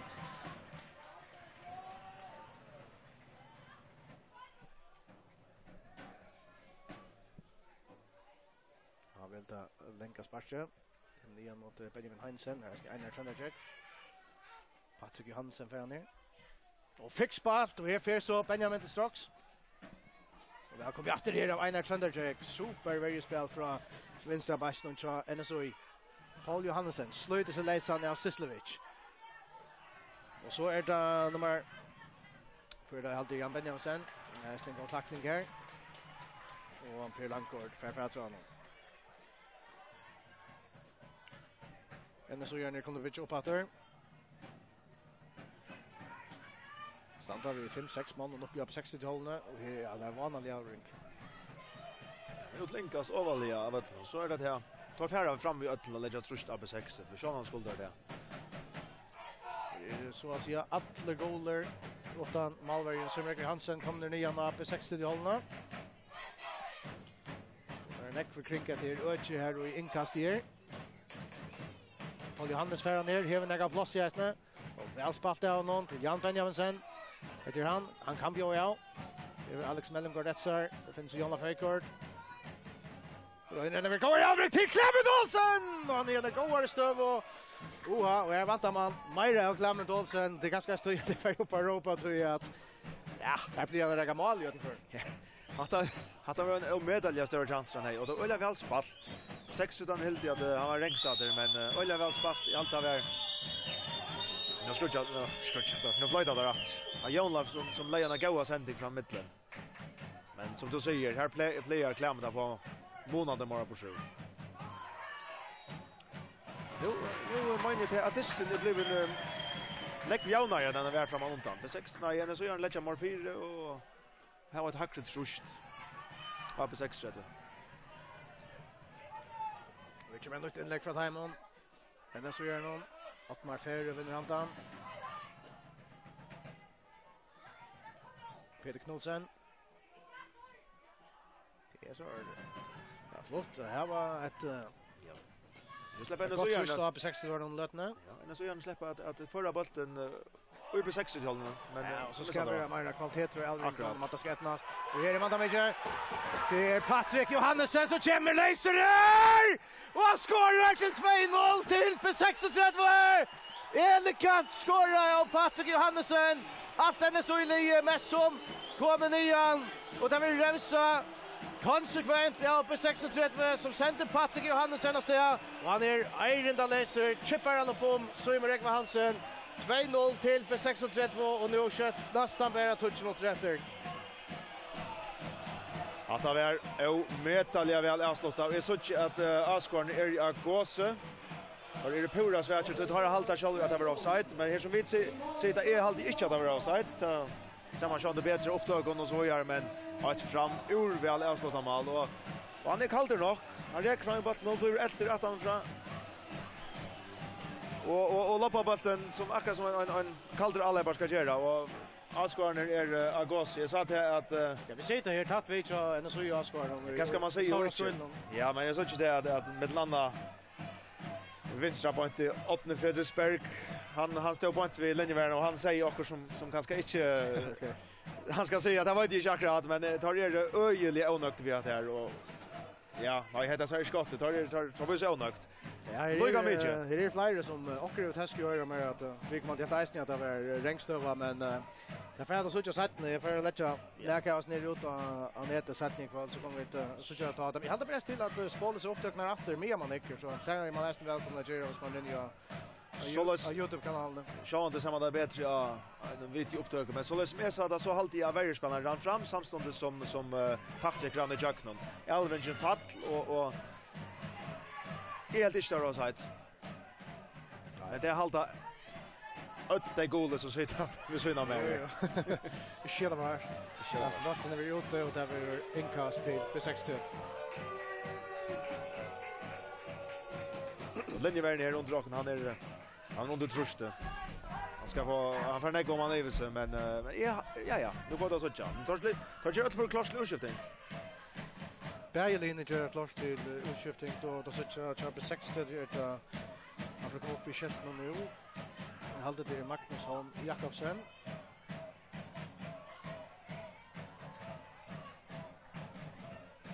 Så vet inte jag håller det Peter Hensen nej kanske det Andri Benjaminsen håller det en så istället klara men det var så man gott.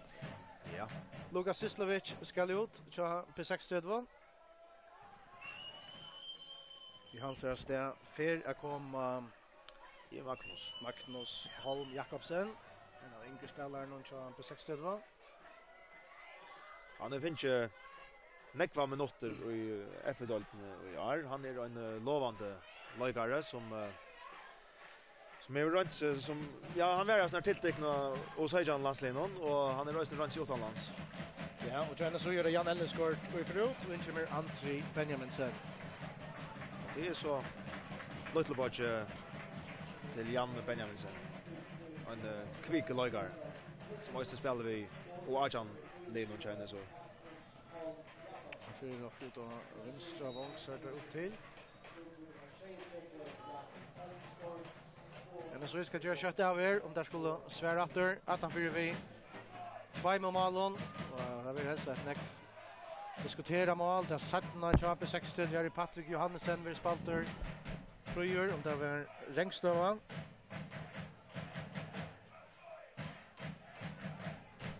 Det som händer och jag ser i Alvingen det är att han krossa. Varje spelare ränner ut alla ränner i jökn och då så det han är Alvingen fettler. Ja. Det kanske fler som vet att det var så. Det är spännande så jalla. Ja.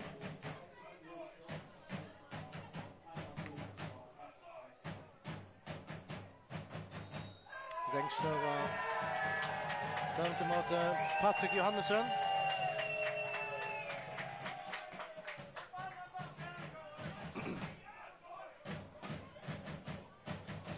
Men så utleder näckfalt nian.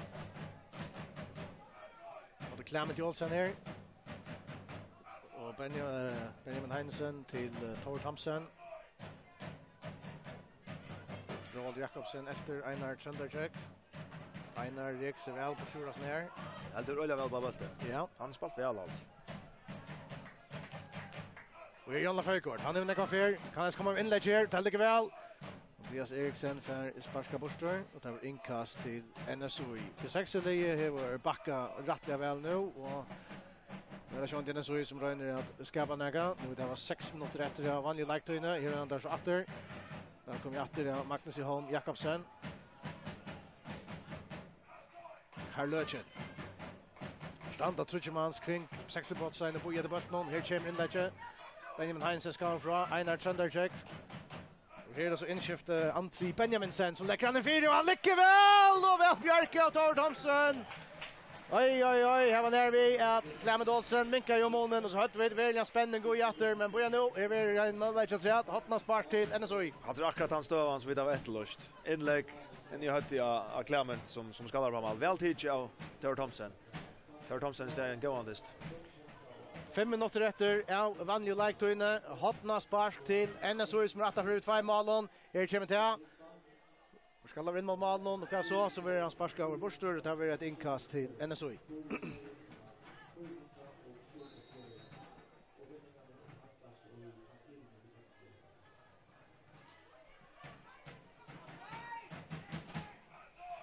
Antri Benjaminsen inkast någon till Peter Knudsen. Eli Fattan Nilsen Ferran. Till Erland Magnusson och där vi gör frispark till B36.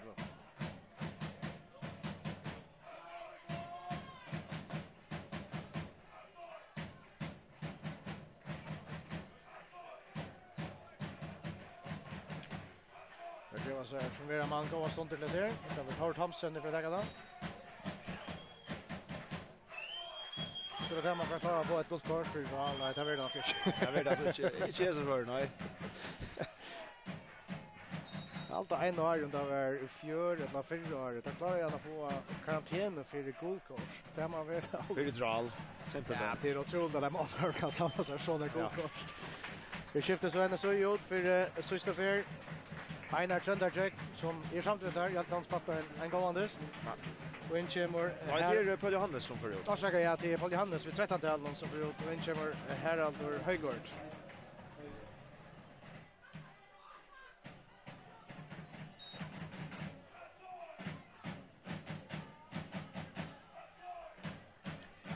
Ja, då skiftar Paul Johannes ut. En landslagare och som ganska det första träning eller för ju håller var den bästa lagaren oj Effodeildin i över 8 mivertlen känner så han kanske inte vara så äsentru det som han också gör väl för. Här Eli och Roald och har liksom Leon att låta ju. Men han är ganska inte finns där brosjur som han också finns för. Och jag stäska lagar. Så det touch mot efter och man ju lagt in. Och så gör ni Bishop, Karlöchen.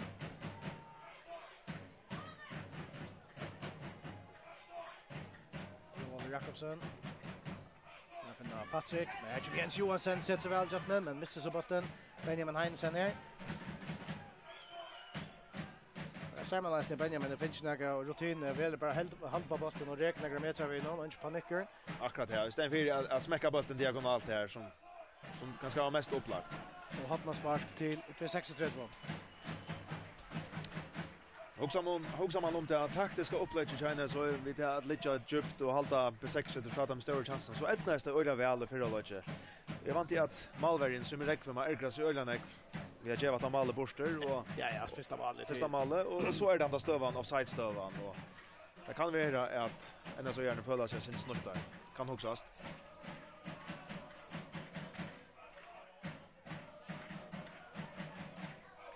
Alex Mellem ska ta det så det är ta det stoft eller kan det göra.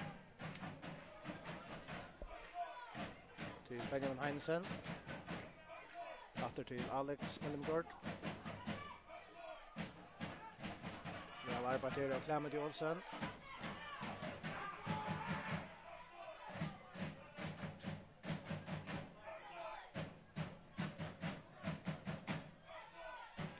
Han bara säger klämmen att det är en ordentlig leadership. Det är inte några allebare som tror att man är att arbeta defensivt om man har för 2-0 och det är 2 mot 3 vanliga lägt in där. Det ser man inte. Nej, han är en ordentlig mentan arbetare till Charonovic ändå. Arbetar hårt, skjuter neck mål. Ja, en förmyndarlig lagare. Så vi färda inte att sitta och det är ganska väldigt trubbeligt. Det mesta är distant där vi avstår. Det Patrik Johannesson väl spalt. Men här bruksla för Rengstöv och så reser att det så jag ska ju få knappa för det. Och det är självande där vi satt till mål nummer 2 på 60 som tajat för en halv av Rengstöv. Vi sitter så där det så vi helt enkelt inte men där över så så mål ju mat. Jag ganska alltså nämnt att så att han där crossrunningen händer. Ta i varje lägen ränner ut och alla bara ränner i jökna varje nå. Det spårningen där Elvin fatt. Så jag halt själv att han inte var Rängstad men då. Det var så jag vill inte säga jag ska hänga till patta. Det är så Harald Högård. Långt ut i högtrån. Och så kommer vi 4 man in i brottstegen. Vi kommer inlägg men där räcker halv i B36 var alltså där vi gör hotna spark till NSOI. 30 minuter lagt det träd. Då akra nu för vanliga lägtöjen.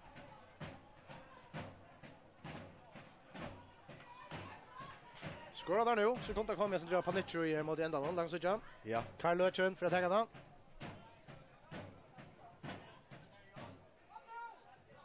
Kan data vi att ända med som vi ankon ända vi målspark till B36. Ja.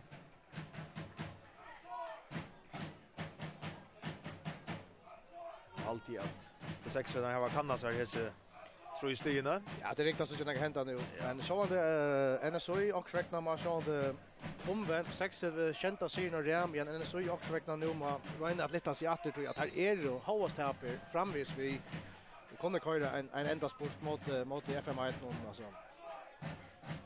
Det är ganska lycka vända till ta i distance Liverpool inte för en spel mot Mastvär så är men det är efter topp någon då så som två så lite runt här vi kommer få distance lite någon face men Kai tar tappat 2 för spel då en like Wichinger tappade spel en like och nu är det NSO som tappat 2 för och till Hanna Linne som trågar sig fram där. Resten vi har vandrat mycket men ja och det är ju under topplinjen som lanch har vi topplinjen som har Jo, på 6 till dans så där man bara se att här var TJ.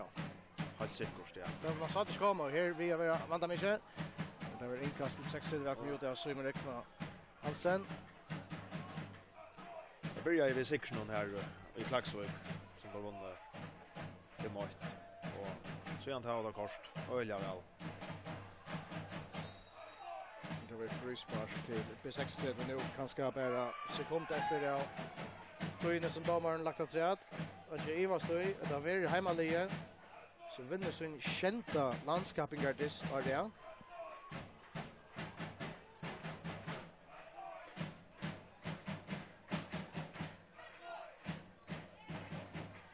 Så er det for Roald Jakobsen at seg ved så når man freker og skruer han opp i åttene.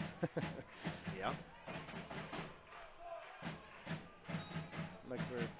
Vi lägger resten kommer ner vi. Kan du det? Ja, jag vet inte att det är inlägget då man. Då var det vet la men han skruvar ju till för. Ja. Målspark till NSO. Nu får han av Lloydan har kört.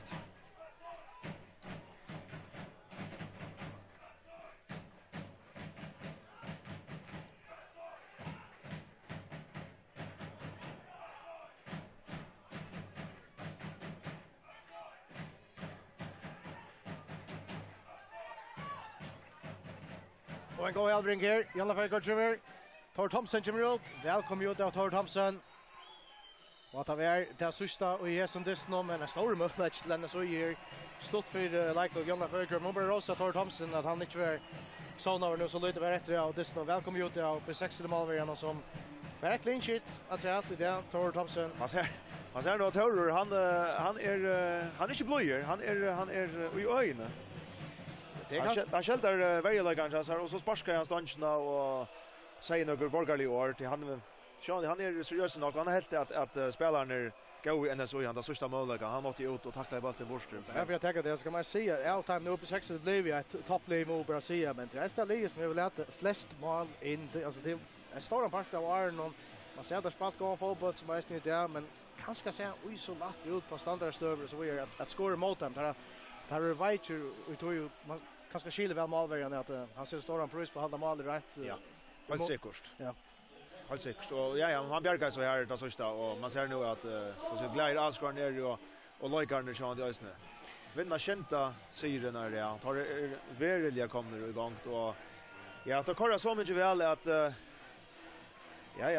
att till Holst att det var väldigt spännande hur det skulle möta Witching nu. Alltså vi kan lägga hit alltså det är gert här att B36 vi kommer nu upp på 35 sig. Tar er nu och ören platsen. Det var så spot en dist Myra and Witching och KOI. Witching är första plats och KOI är tredje plats vid 33 Stejon.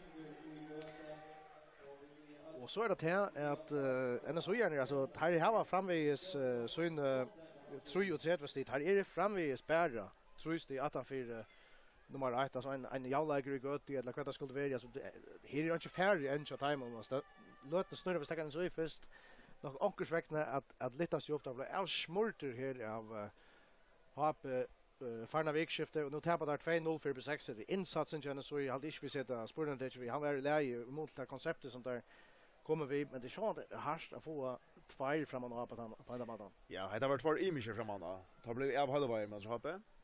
Och ut det så struttes de manliga tar helt konceptet. Låg vi lower presslinje och boja och ta var 0-0 men så är det målet som kommer till öjeliga harmeligt att ja som räcker som annars är en donalig målmävare ska boxa bollen i egen mål. Det har varit ett gott målmanspel, där kan man säga akkurat mer.